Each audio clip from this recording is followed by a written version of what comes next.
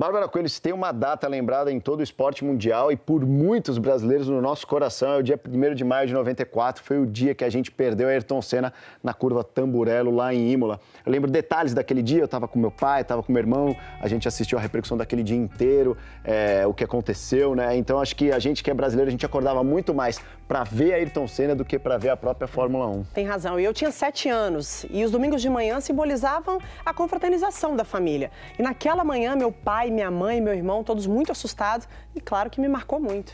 Olha só, Bárbara, segundo o IBGE, a nossa população, 40% dela tem menos de 25 anos. Ou seja, pessoas que jamais viram o Ayrton competir, como é que era o Ayrton como cidadão. Eles nunca tiveram a oportunidade de ver a Ayrton Senna guiando essa McLaren, ser tricampeão com tantas histórias guiando esse carro, né? Exatamente por isso o Esporte Espetacular levou alguns convidados especiais que conheceram muito a Ayrton Senna para explicar para essa geração quem foi Ayrton Senna da Silva.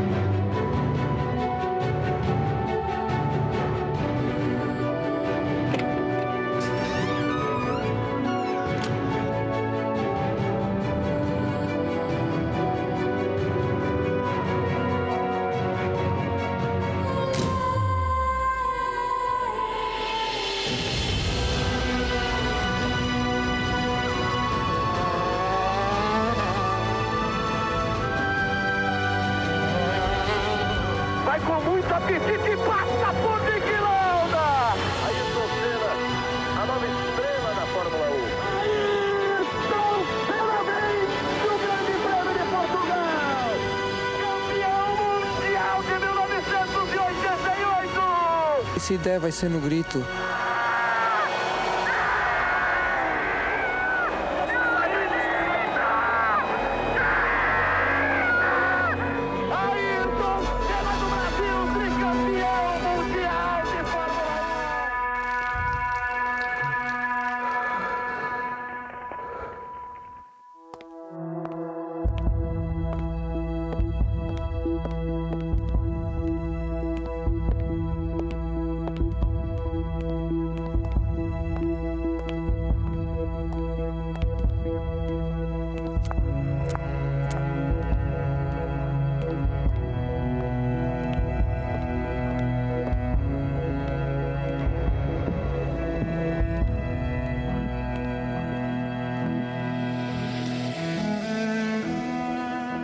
Oi. E aí, bom dia para vocês. Bom dia! Olá, meninas. Eu vim aqui hoje para contar um pouco da história de um grande amigo meu. O meu irmão. Hoje eu vou contar a história de meu ídolo. Um fenômeno. Hoje eu vim falar para vocês do chefe. Mas que, infelizmente, morreu.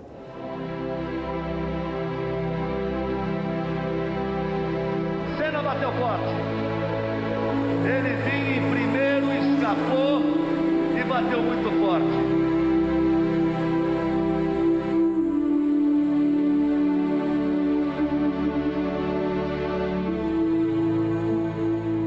Quem já viu a cena da batida que nos levou a Ayrton? Quem viu, levanta a mão. Por isso é que eu digo que é quase inacreditável que ele tenha nos deixado há 25 anos. Vocês não sabem o que eu passei naquele dia. Quando eu disse, Senna bateu forte. É a parte de maior velocidade, eles vão atingir aos 330 km por hora. Senna bateu forte. Ele vinha em primeiro, escapou e bateu muito forte. A gente ficava sempre nervoso quando o Ayrton corria, desde a primeira até a última corrida. porque correr é uma atividade perigosa, né? Tanto é que o Ayrton morreu.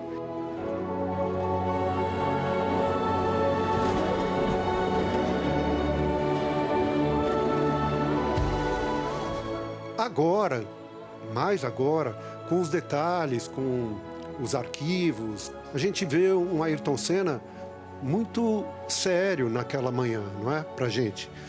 Muito calado, sem dar um sorriso, nenhum sorriso ele deu.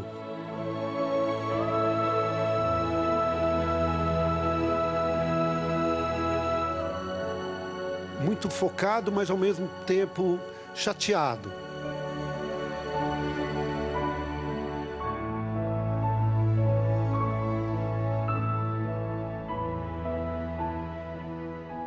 Na sexta, o nosso Rubinho Barrichello quase foi. Vocês lembram daquela curva onde eu bati? Era uma curva feita a mais ou menos 200 por hora. E só vi que o carro não aguentou a minha velocidade a hora que eu já estava em cima da zebra. Eu bati meu capacete no volante, eu quebrei meu nariz no volante e aí eu apaguei totalmente.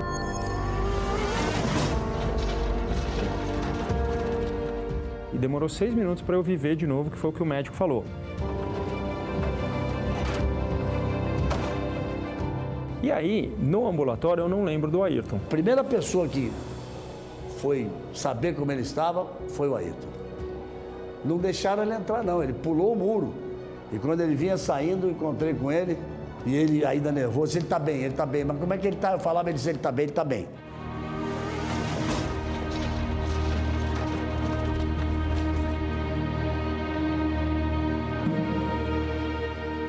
No sábado, morreu o austríaco Ratzenberger, nos treinos.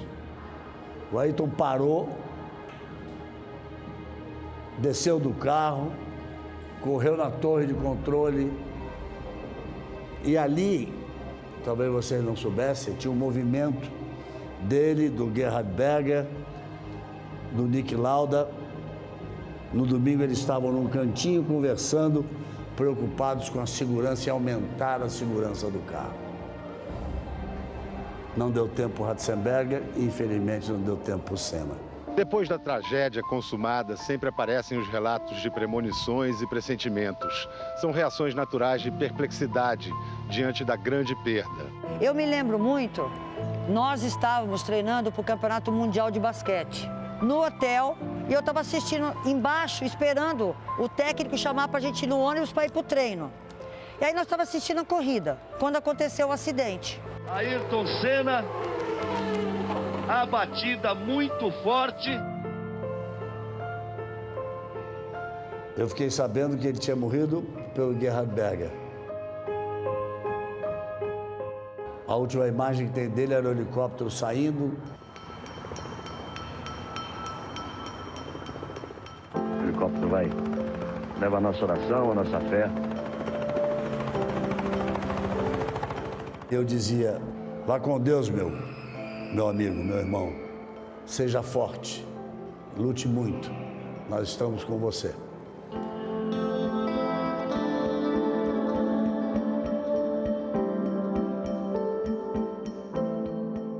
Nós, espectadores, ficamos com uma coisa na cabeça do tipo, não vai acontecer, não é?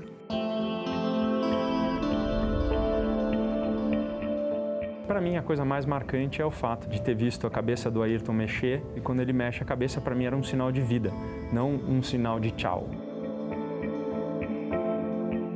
Ele ali já estava morto.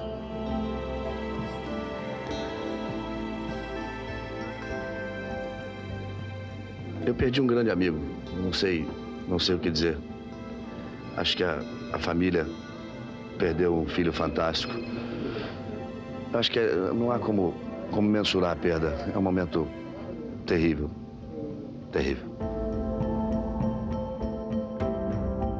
Foi um choque tão grande, porque ele era muito, olha, eu me arrepio quando eu falo dele. Eu não acredito que isso tenha acontecido ainda. É difícil de acreditar que ele, o Ayrton Senna, gente, tenha morrido. foi uma comoção brasileira, assim. Eu lembro que quando ele foi sepultado, a cidade de São Paulo parou, mas totalmente. Milhares de pessoas em prédios, nos viadutos, nas pontes, nas marginais, todo mundo super entristecido, como eu também. Acho que não só todos os brasileiros, mas uma grande parte das pessoas no mundo ficaram muito tristes. A gente estava perdendo uma pessoa que tinha vivido uma maneira diferente de vencer.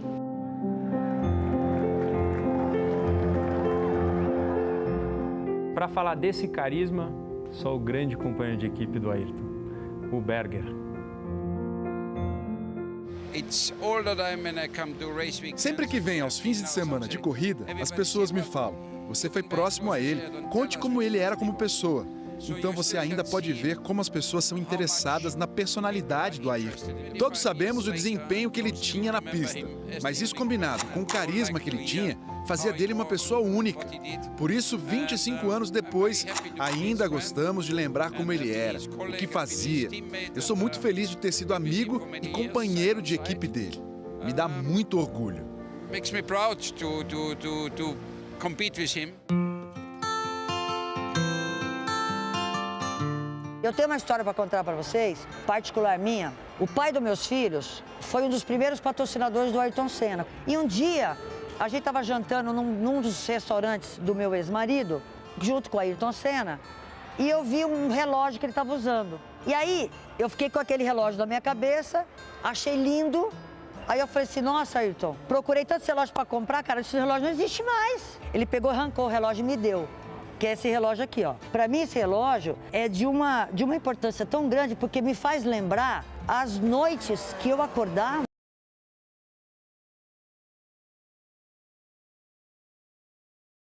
Reunia a família para torcer por ele.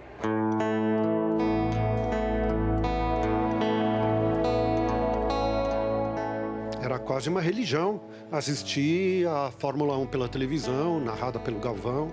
Você acordava domingo e era para assistir em horários diferentes. O público de pé, Ayrton Senna, bandeira quadriculada. Brasil! Eu costumo dizer que o Brasil acordava mais cedo, domingo, para ver o Senna correr. E os 3 títulos dele, vamos ver se alguém sabe, onde ele ganhou os 3 títulos mundiais. Onde? Japão. Japão. Por coincidência, os 3 títulos mundiais dele foram no Japão. A corrida era de madrugada. Nesses dias, o Brasil dormia mais tarde para ver o Senna ser campeão. Que pena que vocês não puderam ver isso. Agora o Mansell vai.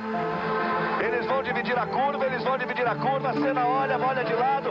Vai o Mansell, eles vão, roda com roda. O trid que o Ayrton conquistou em Suzuka, teve um momento em que o Mansell estava vindo muito rápido e entra na curva 1 e aí sai comendo poeira, não estava conseguindo acompanhar o Ayrton e acaba rodando.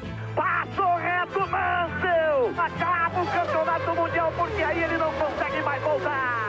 Eu lembro bem o próprio Galvão falando na hora. Eu sabia, porque acho que o Ayrton tinha dado um toque para ele que se ele estivesse liderando e ganhando o campeonato, ele deixaria o Berger passar. Eu sabia! Senna deixa Berger passar! Brasil! Berger vence! Ayrton Senna do Brasil, tricampeão mundial de Fórmula 1.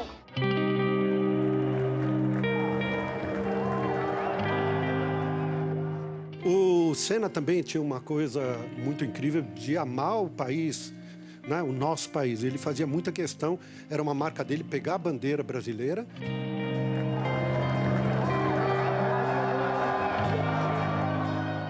Ele estava num momento meio estranho no nosso país e tal. E quando ele começou a aparecer,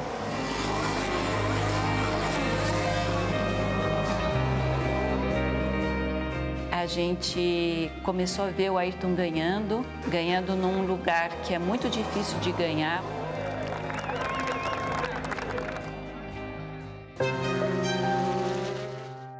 Vou contar a historinha para vocês. Essa que vocês não tinham nascido mesmo, que essa é de 1986. Copa do Mundo, o Brasil foi eliminado pela França. Nos pênaltis, no mesmo fim de semana, tinha uma corrida em Detroit, nos Estados Unidos. O diretor de equipe dele, o projetista, Gerard Carouge, muito amigo dele, muito amigo meu, francês. Os mecânicos de motor, franceses. E atormentaram a vida dele. Ele ganhou a corrida, parou o carro, tinha um brasileiro com a bandeira do Brasil e pediu a bandeira. E deu a volta da vitória com a bandeira brasileira na mão. Ele corria, ele vencia e ele levantava a nossa bandeira. Era uma marca dele pegar a bandeira brasileira toda vez que ele ganhava e dar pelo menos uma volta no circuito com essa bandeira. Aí vai ele! Aí vem Senna! Tem uma história muito legal do Ayrton Senna, que eu não lembro em que circuito ele estava correndo, mas o que eu lembro assim, ele estava correndo e houve um problema na transmissão do carro. E ele completou a corrida com o carro emperrado na 6ª marcha. E no final dessa corrida ele gritava.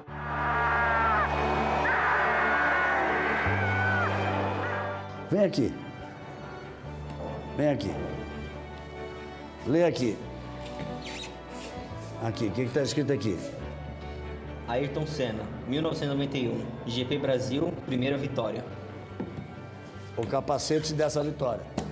O capacete dessa vitória? É, dessa vitória.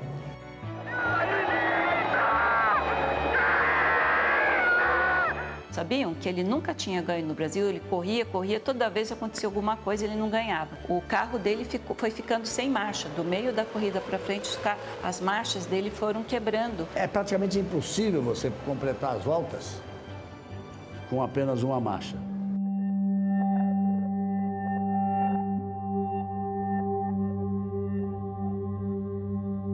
Ele segurou mesmo a direção na marra, no físico, e ele levou a corrida até o fim.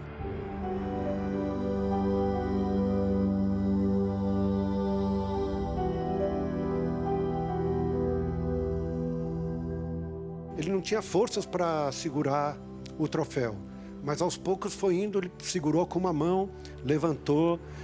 Completamente estressado fisicamente. Ele tenta de todas as formas erguer o troféu e põe lá em cima. Não há dor que possa impedi-lo de comemorar sua vitória. Seria impossível para qualquer outro, mas ele tinha essa capacidade de conquistar o que era impossível. Ayrton Senna se preparava muito fisicamente, se preparava tecnicamente, ele treinava muito, ele dedicava a vida dele àquilo que ele fazia. E quem o acompanhava nesse dia a dia e durante tantos anos? Meu velho parceiro, Reginaldo Leme, ele quem fala sobre isso. Está batendo na porta da Fórmula 1. O que sente o piloto nesse momento da carreira dele? Eu estou realmente muito feliz. Fora da pista, você tem tempo para alguma coisa a mais?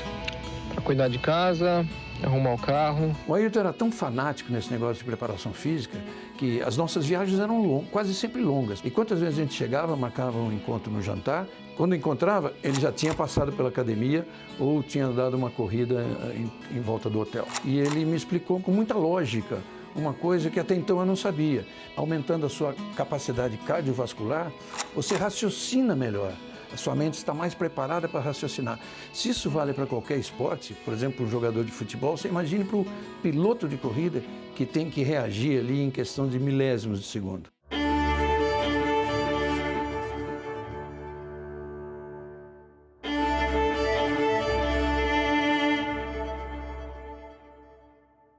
Galvão, eu queria saber como era a relação entre o Ayrton Senna e o Nelson Piquet.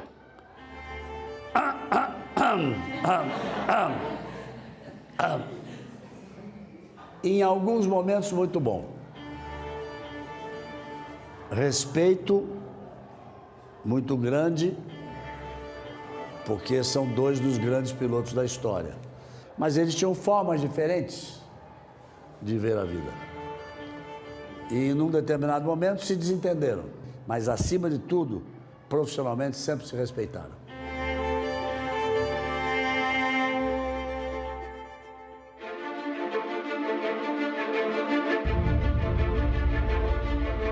Qual era o maior rival do Senna? Ah, era o Prost. O professor Alain Prost, o grande adversário dele. Eu me lembro muito dos títulos de 88. Ele largou, parecia que ia parar. Ficou Senna. Fica à sua frente. Fica lá para trás da Ayrton Senna. E ele foi passando todo mundo. Ele criava momentos únicos. Já vem na 8ª posição, faz uma recuperação fantástica, Senna. Senna vai com tudo e passa Prost. Passou o Alain Prost, ganhou a corrida e foi campeão do mundo pela primeira vez. Campeão mundial de 1988! Todo mundo estava esperando para ver, falando assim, será que esse cara é bom mesmo, não é? E aí, quando o Ayrton ganhou o campeonato mundial, as pessoas assim, não, ele é bom mesmo.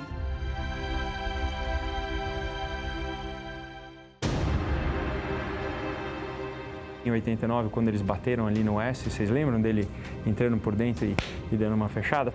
Ele chegou na chicane, Senna meteu por dentro, vai bater! Assim bate, o favorecido é Prost! Ali teve uma disputa não muito leal. O Prost bateu de propósito. O Prost saiu do carro, o Senna vai tentar voltar. Volta aí para o Senna depois da batida com o Prost. Ele tinha perdido a asa, deu uma volta inteira, parou nos boxes, trocou a asa dianteira, ganhou a corrida. Visivelmente emocionado Ayrton Senna. Logo após o final da corrida, o telão do Autódromo de Suzuka mostrou insistentemente a imagem do acidente e tudo o que aconteceu na tentativa de Senna voltar à pista. E foi observando essas imagens que os comissários de prova concluíram que, por não ter Senna percorrido normalmente a chicane na sua volta à pista, ele havia infringido o artigo 56 do regulamento da FIA. E a pena é a exclusão.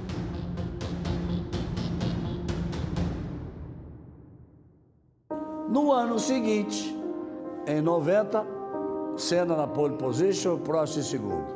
E o Ayrton Senna só não podia deixar o Alain Prost ganhar. Logo na saída, o Alain Prost saiu na frente e o Senna, pá! Prost largou melhor e tomou a frente, Prost. Tomou a frente, Alain Prost, Senna porta, vai por dentro.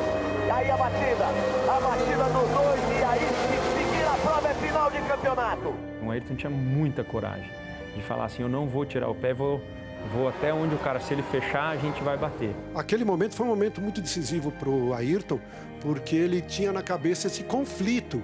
O conflito de ser um piloto genial, mas que em determinado momento a vingança, vamos chamar assim, entre aspas, falou mais alto e ele fechou o Alain Prost. Nesse dia eu perguntei para ele assim, cara, mas bater daquele jeito, bater naquela velocidade, ele falou, não. Sabe o que foi? Eu me atrapalhei.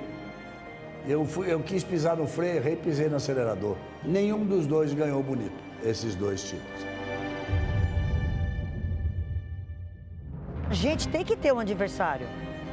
O nosso adversário significa que seja nosso inimigo, mas quem vai falar sobre rivalidade é o Alain Prost. Everybody think about. Todo mundo pensa naqueles momentos mais duros que nós tivemos, e foi duro mesmo, sabe? Mas sempre com respeito. Mas durante o briefing, a gente sempre conversava como se não tivéssemos qualquer problema. Falando sobre o carro, tentando chegar ao melhor acerto possível. Posso jurar que eu nunca menti sobre nada do carro. E tenho certeza que ele também. Isso significa que a gente tinha um respeito absoluto. Além disso, depois que eu decidi me aposentar, eu vi uma pessoa completamente diferente. Muito próximo de mim, me ligando sempre para fazer perguntas.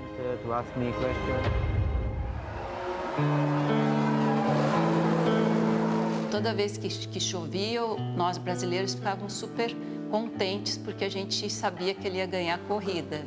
Senna, Prost, Senna por dentro, Prost força, Ayrton Senna vai pra ponta. Você sabe por quê que ele era tão bom na chuva?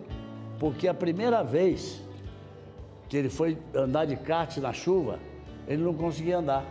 E uma hora ele, escorregou da pista e foi para a grama. E perdeu a corrida. E ele botou na cabeça, eu vou aprender. E toda vez que chovia, ele ia procurar em São Paulo algum lugar para correr e ele corria até escurecer debaixo de chuva. Aí ele chegava em casa assim, todo encharcado, que nem um pato molhado.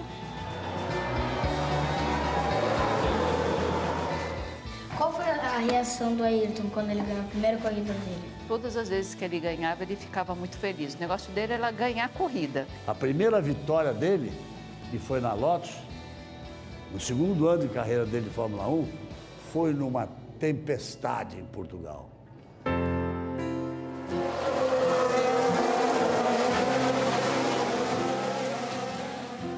Foi uma corrida muito marcante, porque o Ayrton quase deu uma volta no segundo lugar na chuva.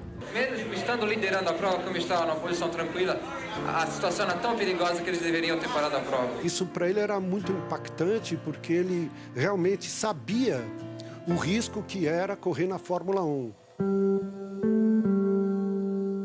Você pensa realmente até quando você vai resistir a tudo isso? Se você vai passar por tudo isso e sair ileso.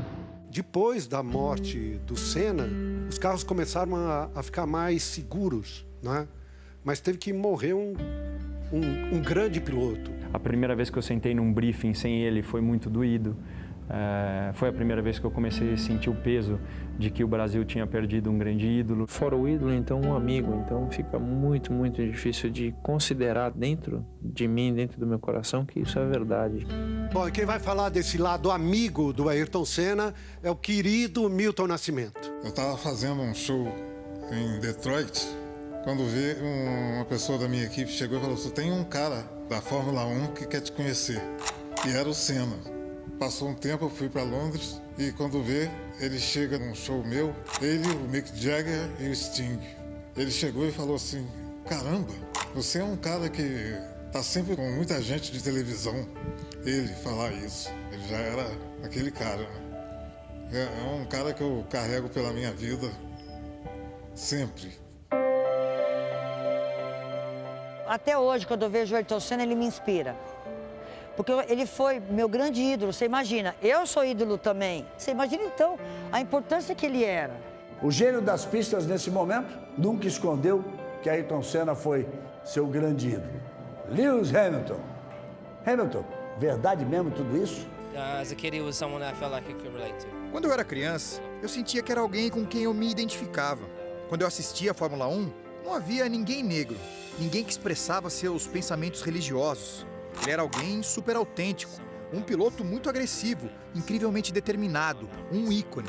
E me inspirou quando criança. Eu o vi e pensava: eu quero ser como ele. Eu quero ser bom em todas as áreas em que ele era incrível, para ser como ele.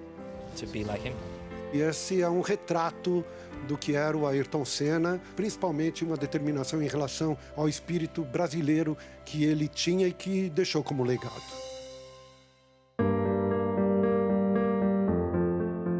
Como ele foi ajudado quando ele estava começando, a gente não pode esquecer de ajudar as pessoas quando a gente cresce também. E ele é ainda um grande exemplo. Hoje ele tem uma fundação que ele ajuda as crianças na educação. Ele falou comigo um pouquinho antes da corrida do Brasil, 2 meses antes dele morrer. Ele só tinha vontade de ajudar, porque ele era uma pessoa super bem-sucedida, mas ele não queria viver num país onde ele dava certo e a maioria dos brasileiros não dava certo. A única diferença entre uma pessoa que dá certo e uma que não dá é que a que deu certo teve oportunidade. Eu acho que o Ayrton deixou um exemplo e as pessoas têm hoje muito carinho pelo Ayrton e pelo Instituto Ayrton Senna por conta disso. Eu acho que a mensagem que fica aqui hoje para vocês, jovens que estão tentando chegar, é que o Ayrton sempre sonhou. É o sonho que vai fazer de vocês campeões como o Ayrton Senna foi pra gente. Ele não nasceu sabendo. Tudo que ele fez com mérito dele, de fazer, de ir atrás. Ele batalhava mesmo para conseguir o que ele queria. Ele precisava mais, ele queria emoção. Ele desafiava a si mesmo. Não era com os outros, era com ele mesmo, o negócio era com ele mesmo. Ele era meigo, ele era dócil, ele lembrava de detalhes pra gente, ele pegava uma flor e me trazia, sem ninguém falar nada pra ele. Ele foi sempre muito companheiro meu, desde pequeno. É uma saudade absurda. Meu nome é Neide Senna da Silva e eu sou mãe do Ayrton Senna da Silva. Volto ao início da história. São 25 anos já que ele nos deixou. Para mim, continua. Que possa servir realmente de uma linha para essa vida de vocês está só começando. Vocês são o futuro desse país. Vocês são o nosso futuro.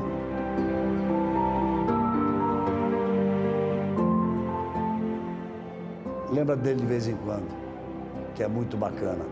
Vamos bater palmas para o Ayrton Senna?